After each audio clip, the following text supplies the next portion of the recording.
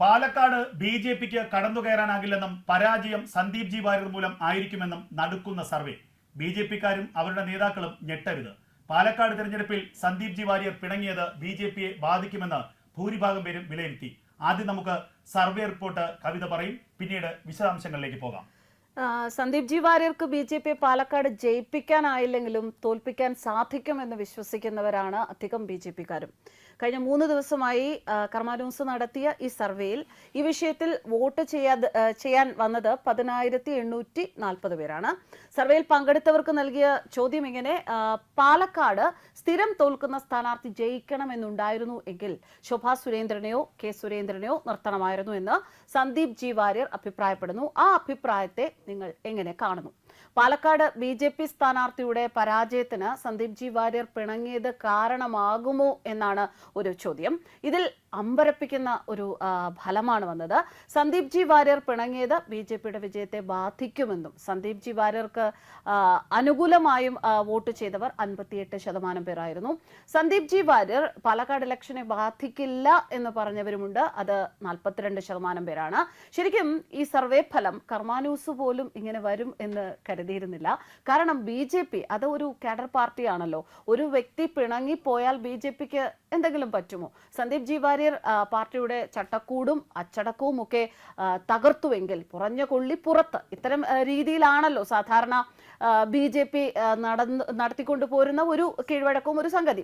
അങ്ങനെയാണല്ലോ വരേണ്ടത്. എന്നാൽ സന്ദീപ് ജി വാര്യരുടെ കേസിൽ അപ്രതീക്ഷിതമായി ചിലത് സംഭവിച്ചിരിക്കുന്നു എന്ന് പറയേണ്ടിയിരിക്കുന്നു. സന്ദീപ് ജി വാര്യർക്കൊപ്പം ആരുമില്ല എന്ന് ധരിച്ചുവെങ്കിൽ അത് തീർത്തും തെറ്റാണ്. സന്ദീപ് ജി വാര്യർക്കൊപ്പം അവർ നിന്നിട്ടില്ല എങ്കിലും 10,000-കണക്കിന് ബി.ജെ.പിക്കാർ വ്രണിത ഹൃദയരാണ്. ബി.ജെ.പിയുടെ മികച്ച നാവാണ്, ശക്തിയാണ്, ഒരു നൂജൻ മുഖമാണ്. അങ്ങനെയൊക്കെയാണ് സന്ദീപ് ജി വാര്യർ വിലയിരുത്തപ്പെടുന്നത്. അങ്ങനെയുള്ള സന്ദീപ് ജി വാര്യർ പാർട്ടിയിൽ നിന്നും പോകുന്നതിന് എതിരാണ് ഭൂരിഭാഗം പ്രവർത്തകരും. ഇതെല്ലാം പറയുന്നത്, ഇതിൽ നിന്നെല്ലാം നമ്മൾ മനസ്സിലാക്കേണ്ടതാണ്, സന്ദീപ് ജി വാര്യരുമായി കർമ്മയ്ക്ക് ബന്ധമുണ്ട് എന്ന് നിങ്ങൾ ധരിക്കുകയാണെങ്കിൽ അത് തെറ്റി. ഒരു ഫോൺ കോൾ പോലും ഞങ്ങൾ ഇതുവരെയും ഈ വിഷയത്തെ പറ്റിയോ അല്ലെങ്കിലോ അദ്ദേഹത്തെ വിളിച്ചിട്ടില്ല. സർവേ ഫലമാണ് പറയുന്നത്. യൂട്യൂബ് കമ്മ്യൂണിറ്റി പ്ലാറ്റ്ഫോം വഴി നടത്തിയ സർവേ ആണ്. അതിൽ ഇടപെടാനോ അതിൽ എന്തെങ്കിലും ചെയ്യാനോ കർമാന്യൂസിനോ ഞങ്ങളുടെ സിസ്റ്റത്തിനോ ഒന്നും സാധിക്കില്ല എന്ന് പറഞ്ഞുകൊള്ളട്ടെ. സർവേ തുടങ്ങിയാൽ അത് ഡിലീറ്റ് ചെയ്യാം എന്നല്ലാതെ നിർത്തിവെക്കാനോ ഫലം മാറ്റാനോ ആകില്ല. ഫലം പൊതുജനങ്ങൾക്കും ഞങ്ങളുടെ യൂട്യൂബ് കമ്മ്യൂണിറ്റി പേജിൽ കാണാവുന്നതാണ്. അതിനാൽ തന്നെ ബി.ജെ.പിക്ക് ഈ നൽകുന്നത് ഒരു വൻ മുന്നറിയിപ്പ് തന്നെയാണ്. അങ്ങനെ എടുക്കുക. സന്ദീപ് ജി വാര്യർക്ക് ഇത്ര സ്വാധീനം, അതും ബി.ജെ.പി പോലൊരു കേഡർ പാർട്ടിയിൽ ഉണ്ട് എന്ന് വിശ്വസിക്കാൻ മുമ്പ് ഞങ്ങളുടെ വിലയിരുത്തലിനും ആയിട്ടില്ലായിരുന്നു. ഇനി സർവേയിൽ വന്നിരിക്കുന്ന ചില അഭിപ്രായങ്ങൾ അത് ഇങ്ങനെയാണ്. ബി.ജെ.പിക്കാരും അവരുടെ നേതാക്കളും ഒരിക്കലും ഞെട്ടരുത് എന്ന് ഒരിക്കൽ കൂടി പറഞ്ഞുകൊള്ളട്ടെ. പാലക്കാട് തെരഞ്ഞെടുപ്പിൽ സന്ദീപ് ജി വാര്യർ പിണങ്ങിയത് ബി.ജെ.പി ബാധിക്കുമെന്ന് ഭൂരിഭാഗം പേരും വിലയിരുത്തി. സന്ദീപ് ജി വാര്യർക്ക് ബി.ജെ.പിയെ പാലക്കാട് ജയിപ്പിക്കാനായില്ല എങ്കിലും തോൽപ്പിക്കാൻ സാധിക്കും എന്ന് വിശ്വസിക്കുന്നവരാണ് അധികം ബി.ജെ.പിക്കാരും എന്ന് RB മുണ്ടക്കയം പറയുകയാണ്. മറ്റൊരാൾ പറയുന്നത്, ഒരു കാര്യം പറയട്ടെ, ബി.ജെ.പിയിലെ നേതാക്കൾക്ക് വലിയ ജനസമ്മതിയൊന്നുമില്ല. ജനം വോട്ട് ചെയ്യുന്നത് സെൻട്രൽ ഗവൺമെന്റിന്റെ പ്രവർത്തനങ്ങളെ, മോദിജിയോടുള്ള വിശ്വാസത്തെ ഒക്കെ ആസ്പദമാക്കിയാണ്. കെ സുരേന്ദ്രൻ എവിടെ മത്സരിച്ചാലും ജയിക്കില്ല എന്ന് നാരായണപിള്ള കമന്റ് എഴുതി. കേരള ബി.ജെ.പിയുടെ തലപ്പത്ത് ഉടൻ മാറ്റമുണ്ടായില്ലെങ്കിൽ നവംബർ 20-ന് ശേഷം ഒരു പിളർപ്പുണ്ടാവും. കേന്ദ്രം ഉടൻ ഇടപെടണമെന്ന് ജയന്തൻ എഴുതിയിരിക്കുന്നു. ഈഗോ കളികളാണ് പ്രശ്നം. എന്തിനാണ് സന്ദീപിനെ ഒതുക്കാൻ നോക്കുന്നത്? അർഹമായ പരിഗണന നൽകുക, ഒന്നിച്ചു നിൽക്കുക എന്നും കമന്റുകൾ വന്നിട്ടുണ്ട് കേട്ടോ. ആദർശമാണ് വലുത്, അല്ലാതെ വ്യക്തിയല്ല. സന്ദീപ് ആദർശത്തിൽ അടിയുറച്ച് വിശ്വസിച്ചിരുന്നുവെങ്കിൽ ഒരു നിർണായക ഘട്ടത്തിൽ ഇങ്ങനെ ഒരു പ്രശ്നവുമായി വരില്ല. ബി.ജെ.പിയിൽ ചേർന്ന് പ്രവർത്തിക്കുന്നവർ ആരും സന്ദീപിനെയോ സുരേന്ദ്രനെയോ കണ്ടിട്ട് വന്നവരല്ല, മറിച്ച് പാർട്ടിയുടെ ആദർശത്തിൽ ആകൃഷ്ടരായിട്ടാണ്. പിന്നെ സന്ദീപിനെ ആരോ ട്രാപ്പ് ചെയ്തിരിക്കാൻ സാധ്യത കാണുന്നു എന്നും കമന്റുകൾ വന്നിട്ടുണ്ട്. സന്ദീപ് പറഞ്ഞ് ബി.ജെ.പിക്ക് എതിരാവുന്ന രീതിയിലേക്ക് മാറുന്നു. അത് അദ്ദേഹം ശ്രദ്ധിക്കേണ്ടതാണ്. അദ്ദേഹത്തിന്റെ വില അദ്ദേഹമായിട്ട് കളയുന്ന രീതിയിലേക്ക് പോകാതെ നോക്കണമെന്നും കമന്റ് വന്നു. നേതൃത്വത്തിന്റെ പരാജയം കഴിവുള്ളവരെ ഒരുമിച്ച് കൊണ്ടുപോകാനുള്ള കഴിവാണ്, അത് നേതൃത്വത്തിന് ഇല്ല എന്നും വിലയിരുത്തലുകൾ വരുന്നു. 10,000-ങ്ങളുടെ വോട്ടും അഭിപ്രായവും എല്ലാം ഞങ്ങളുടെ യൂട്യൂബ് കമ്മ്യൂണിറ്റി പേജിൽ കയറിയാൽ ആർക്കും കാണാം. ഇതിൽ കർമാന്യൂസിനൊരു നിയന്ത്രണവുമില്ല എന്ന് ഒരിക്കൽ കൂടി പറഞ്ഞുകൊള്ളട്ടെ. എന്തായാലും ജനം പറയുന്നത് ഇങ്ങനെയാണ്. ഇതാണ് ബി.ജെ.പിക്ക് ഉള്ള ഏറ്റവും വലിയ മുന്നറിയിപ്പ്. ജനം പറയുന്നതും പ്രവർത്തകരുടെ വികാരം ഒരിക്കലും അവഗണിക്കാനാകില്ല. കാറ്റ് കാണാതെ പോകരുത്. കാറ്റ് കാണാതെ പോയാൽ കാറ്റിന്റെ വഴിക്ക് പോകും, അത്ര തന്നെ. കവിത ബാല, തീർച്ചയായിട്ടും ഇതൊരു വലിയ ഞെട്ടിപ്പിക്കുന്ന വാർത്ത തന്നെയാണ്. അതായത് നമുക്കറിയാം, പാലക്കാട് തിരഞ്ഞെടുപ്പ് അത് BJPയെ സംബന്ധിച്ച് എത്രത്തോളം നിർണായകമാണ് എന്ന് നമ്മൾ മനസ്സിലാക്കണം. കഴിഞ്ഞ തവണ കേവലം 3900 വോട്ടിന് ശ്രീധരൻ എന്ന മെട്രോമാൻ പരാജയപ്പെട്ട ഒരു മണ്ഡലമാണ്. ആ മണ്ഡലത്തിലാണ് ഇത്തവണ BJP ഏറ്റവും അധികം പ്രതീക്ഷ പുലർത്തിയിരുന്നത്. അവിടെ പാലക്കാട് സീറ്റ് ധാരണ, അതായത് പാലക്കാടിലെ സ്ഥാനാർത്ഥി നിർണയത്തിന് മുമ്പ് തന്നെ BJPക്കുള്ളിൽ ചില അസ്വാരസ്യങ്ങളുണ്ടായിരുന്നു. ശോഭാ സുരേന്ദ്രൻ മത്സരിക്കണമെന്ന് പാലക്കാടുള്ള നിരവധി മണ്ഡലം കമ്മിറ്റികൾ, പിന്നെ അതുപോലെ പഞ്ചായത്ത് കമ്മിറ്റികൾ, അതുപോലെ അവരുടെ വാർഡ് കമ്മിറ്റികളൊക്കെ തന്നെ ആഗ്രഹിച്ചിരുന്നു. അവിടുത്തെ പ്രധാനപ്പെട്ട നേതാവായ ശിവരാജൻ ദേശീയ സമിതി അംഗമാണ്. അദ്ദേഹം പോലും പരസ്യമായി തന്നെ പറഞ്ഞു ശോഭാ സുരേന്ദ്രൻ മത്സരിക്കണമെന്ന്. എന്തിനധികം പറയുന്നു, നമ്മുടെ കേന്ദ്ര സഹമന്ത്രിയായിട്ടുള്ള സുരേഷ് ഗോപി തന്നെ ശോഭാ സുരേന്ദ്രന്റെ പേര് പലതവണ പറഞ്ഞതാണ്. അപ്പോഴും ശോഭാ സുരേന്ദ്രൻ മത്സരിക്കാൻ മനസ്സുകൊണ്ട് താല്പര്യമുള്ള വ്യക്തിയും കൂടിയായിരുന്നു. അതേസമയം BJPയുടെ സംസ്ഥാന നേതൃത്വത്തിന്, പ്രത്യേകിച്ച് V മുരളീധരൻ, K സുരേന്ദ്രൻ അടക്കമുള്ള സംസ്ഥാന നേതൃത്വത്തിലെ വലിയൊരു വിഭാഗത്തിന് C കൃഷ്ണകുമാറിനെയാണ് അവിടെ നിർത്താൻ താല്പര്യമുണ്ടായിരുന്നത്. സംസ്ഥാന നേതൃത്വത്തിന്റെ തീരുമാനം തന്നെ ഒടുവിൽ നടപ്പിലായി. പക്ഷേ അവിടെ ഏറ്റവും മാന്യത കാണിച്ചത് ശോഭാ സുരേന്ദ്രനാണ്.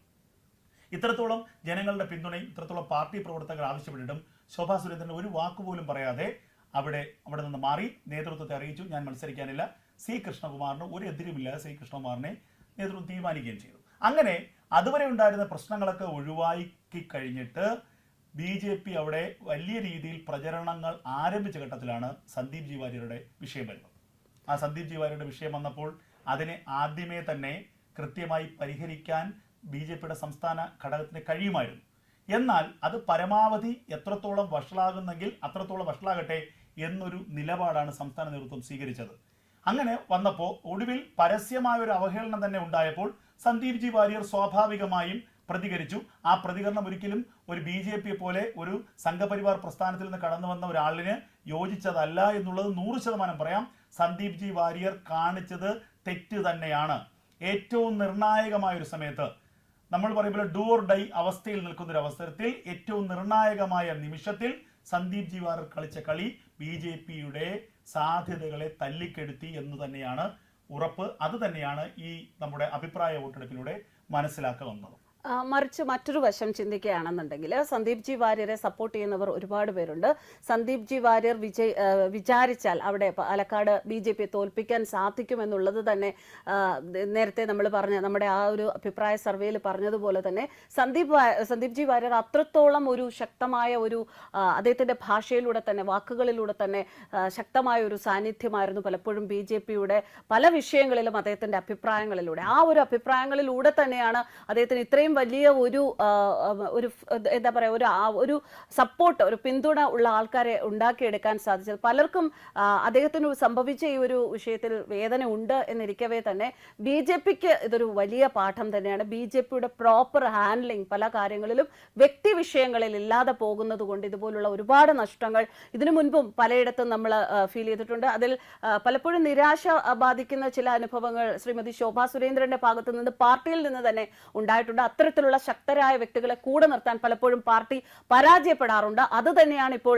ഇവിടെയും സംഭവിച്ചത്. വളരെ ഈസി ആയിട്ട് ഹാൻഡിൽ ചെയ്ത് കൊണ്ടുപോകാൻ പറ്റുമായിരുന്ന ഒരു വിഷയം ഇത്രയധികം വഷളാക്കി എന്ന് വേണം നമ്മളെല്ലാവരും ഇതിൽ നിന്ന് മനസ്സിലാക്കേണ്ടത്. തീർച്ചയായും കവിത, അത് വ്യക്തമാണ്. കാരണം നമ്മൾ ഒരു കാര്യം കൂടി മനസ്സിലാക്കണം. തൃശ്ശൂരിൽ സുരേഷ് ഗോപി വിജയിച്ചു. BJP ആദ്യമായി കേരളത്തിൽ ഒരു ലോക്സഭാ സീറ്റ് വിജയിക്കുകയായിരുന്നു. തൃശ്ശൂരിലെ വിജയം യഥാർത്ഥത്തിൽ BJPയുടെ വിജയമാണോ എന്ന് നമ്മൾ ചിന്തിക്കണം. ഒരു തരത്തിൽ BJPയും സംഘപരിവാറും അവിടെ നല്ല രീതിയിൽ പ്രയത്നിച്ചു.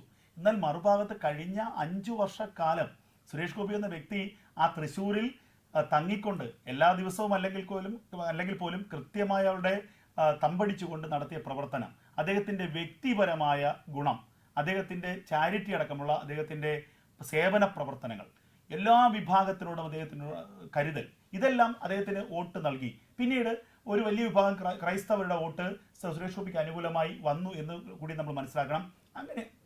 അങ്ങനെയാണ് തൃശ്ശൂരിൽ BJP സ്ഥാനാർത്ഥി വിജയിച്ചത്. എന്നാൽ ആ BJP സ്ഥാനാർത്ഥി വിജയിച്ചു, അദ്ദേഹം കേന്ദ്ര സഹമന്ത്രിയായി. ഇപ്പോൾ അദ്ദേഹത്തിനെ കേരളത്തിലെ BJP പാർട്ടി ഏത് അവസ്ഥയിൽ, ഏത് തലത്തിൽ നിർത്തുന്നു നമ്മൾ നോക്കണം. അദ്ദേഹത്തിന് വ്യക്തിപരമായി ആക്രമിക്കുകയല്ലേ ചെയ്യുന്നത്. അപ്പൊ വ്യക്തിപരമായി ആക്രമിക്കുമ്പോഴും അദ്ദേഹത്തിനെ ഇങ്ങനെ ശത്രുക്കളുടെ മുന്നിൽ ഇട്ടുകൊടുക്കുകയാണ് ചെയ്യുന്നത്, അല്ലേ? അതെ, തീർച്ചയായിട്ടും. ഇപ്പൊ ഇന്ന് അദ്ദേഹത്തിനെതിരെ കേരളം ഒട്ടാകെ വ്യാപകമായിട്ട് ഒരു വിഭാഗത്തിന്റെ പ്രതിഷേധം നടക്കുകയാണ്. എന്നിട്ട് ഒരാൾ പോലും ഇതിന് ശബ്ദം ഉയർത്തിയിട്ടില്ല എന്നല്ല, പ്രതികരിച്ചിട്ടില്ല, ഈ വിഷയത്തെക്കുറിച്ച് സംസാരിച്ചിട്ടില്ല. അപ്പോൾ BJP-യുടെ വളരെ ശക്തനായ ഒരു നേതാവ് മാത്രമല്ല, അദ്ദേഹം ഒരു പ്രത്യേക സ്ഥാനം വഹിക്കുന്ന, ഒരു കേന്ദ്രമന്ത്രി സ്ഥാനം വഹിക്കുന്ന ഒരു വ്യക്തിയായിട്ട് കൂടി ഇത്തരത്തിലൊരു പ്രശ്നം വന്നപ്പോൾ അദ്ദേഹത്തിനെ കുറിച്ച് ഒരു വാക്കുപോലും പറയാതെ, അല്ലെങ്കിൽ അദ്ദേഹത്തിന് ഒരു സപ്പോർട്ട് കൊടുക്കാതെ മാറുന്ന ഒരു നേതൃത്വം തന്നെയാണ്. ആ നേതൃത്വത്തെ എന്ത് വിശ്വസിച്ചാണ് ഈ ജനങ്ങൾ കൂടെ നിൽക്കുക എന്ന് ചോദിച്ചാൽ അതിൽ യാതൊരു തർക്കവുമില്ല എന്നാണ് രഞ്ജിത്ത് എനിക്ക് പറയാനുള്ളത്. ഒരു കാര്യം കൂടെ പറഞ്ഞ് അവസാനിപ്പിക്കുന്നു. അതായത് ഇത് തന്നെയാണ് കേരളത്തിലെ BJP-യുടെ ശാപവും.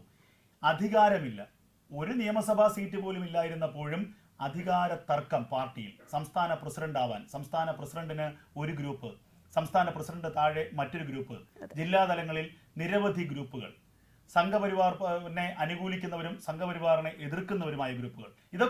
ഇവരൊക്കെ ഇല്ല എന്ന് പറയുന്നെങ്കിലും നമ്മുടെ മുന്നിൽ മറനീക്കി പുറത്തു വരുന്ന കാര്യങ്ങളാണ്. ശോഭാ സുരേന്ദ്രൻ വിരുദ്ധ ഗ്രൂപ്പ്. പക്ഷെ ഇവരുടെ ഒന്നും ലാളനകളോ തലോടലുകളോ ഒന്നുമില്ലാതെയാണ് ശോഭാ സുരേന്ദ്രൻ ആലപ്പുഴയിൽ 3 ലക്ഷത്തോളം വോട്ട് പിടിച്ചത് എന്നുള്ളത് നമ്മൾ നോക്കണം. ആ ശോഭാ സുരേന്ദ്രൻ പാലക്കാട് മത്സരിച്ചിരുന്നെങ്കിൽ ആ സീറ്റ് വിജയിക്കുമായിരുന്നു. C. കൃഷ്ണകുമാറും മോശക്കാരനായ സ്ഥാനാർത്ഥിയല്ല, നിസാരനായ സ്ഥാനാർത്ഥിയാണെന്ന് ഞാൻ പറയുന്നില്ല. 52,000-54,000 വോട്ട് മലമ്പുഴയിൽ സമാഹരിച്ച ആളാണ്. കഴിഞ്ഞ 2 തവണ മലമ്പുഴയിൽ കോൺഗ്രസിനെ തറപറ്റിച്ചുകൊണ്ട് 2ാം സ്ഥാനം പിടിച്ച ആളാണ്. പക്ഷേ ഈ നിർണായകമായ സമയത്ത് സന്ദീപ് വാര്യരെ കൃത്യമായി ഹാൻഡിൽ ചെയ്യാൻ BJP-യുടെ സംസ്ഥാന നേതൃത്വത്തിന് കഴിഞ്ഞില്ല എന്നുള്ളത് മാത്രവുമല്ല, BJP-യോടെ തോക്കണമെന്ന് അങ്ങനെ തന്നെ പറയേണ്ടി വരും. BJP ജയിക്കരുത് എന്ന് ആഗ്രഹമുള്ള BJP-യുടെ നേതാക്കൾ കേരളത്തിലെ തലപ്പത്തുണ്ട് എന്നതിന് വലിയ തെളിവ് ഇതിനേക്കാൾ അപ്പുറത്ത് മറ്റൊന്നുമില്ല. BJP-യും CPM-ഉം കോൺഗ്രസും പോലും BJP പാലക്കാട് ജയിക്കാൻ സാധ്യതയുണ്ട് എന്ന് ചിന്തിച്ചെടുത്താണ് ഞങ്ങൾക്ക് ജയിക്കാൻ താല്പര്യമില്ല, പരമാവധി തമ്മിലടി നടക്കട്ടെ, പരമാവധി നമ്മുടെ അടി. കവിത, ഒരു കാര്യം കൂടി ചിന്തിക്കണം. പാർട്ടി വോട്ട് മാത്രമല്ല ഒരു തെരഞ്ഞെടുപ്പിൽ നിർണായകമാവുന്നത്. പാർട്ടി വോട്ടിനപ്പുറം നിഷ്പക്ഷ വോട്ടുകളുണ്ട്. ചിലർ അത് അവരുടെ താല്പര്യത്തിനനുസരിച്ച് ചെയ്യും. ചിലർ വിജയിക്കാൻ സാധ്യതയുള്ള സ്ഥാനാർത്ഥിക്ക് വോട്ട് കൊടുക്കാമെന്ന് ചിന്തിക്കും. എന്റെ വോട്ട് പാഴാകണ്ട. അത് അങ്ങനെ നമ്മൾ തമാശയിൽ പറഞ്ഞല്ല, അങ്ങനെയൊക്കെയുള്ള ആളുകളുണ്ട്.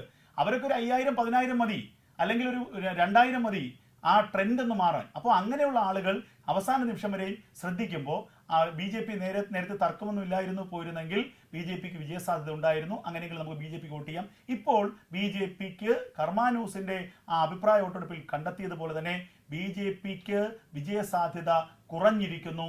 സന്ദീപ് വാര്യരുടെ വിഷയം അവിടുത്തെ ജനങ്ങൾക്കിടയിൽ ചർച്ചയായിരിക്കുന്നു. BJP-യിലെ പടലപ്പിണക്കങ്ങളും ഗ്രൂപ്പിസവും BJP-യുടെ സാധ്യതകൾക്ക് മങ്ങലേൽപ്പിച്ചിരിക്കുന്നു എന്നുള്ളത് യാഥാർത്ഥ്യമാണ്.